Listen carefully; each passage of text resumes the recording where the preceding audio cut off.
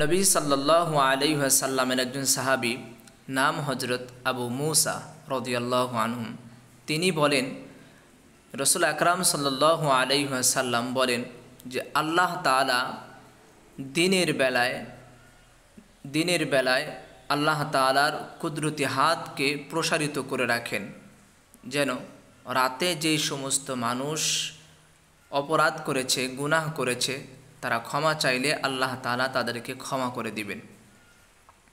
এই হাদিসের দ্বিতীয় অংশের মধ্যে বলা হয়েছে, নবী বলেন যে আল্লাহ তাআলা এমনিভাবে রাতের বেলায় আল্লাহ তাআলার কুদরতি হাতকে প্রসারিত করে রাখেন, যারা দিনের বেলায় অপরাধ করেছে, গুনাহের কাজ করেছে, তারা যদি ক্ষমা চায় আল্লাহ তাআলা তাদেরকেও ক্ষমা করে দেন।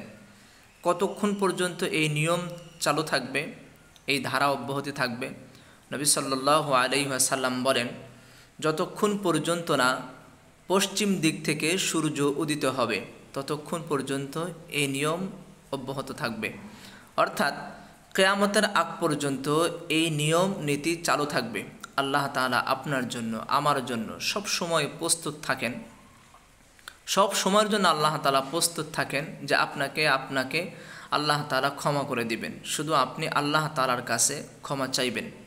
দিন রাত 24 ঘন্টা সব সময় আপনি যখন ইচ্ছা, যখন মনে চায়, আপনি আল্লাহ তাআলার কাছে খালেস দিলে, ইখলাস নিয়ে আপনি যদি আল্লাহ তাআলার কাছে তওবা করতে পারেন, তাহলে আল্লাহ তাআলা অবশ্যই আপনাকে ক্ষমা করে দিবেন।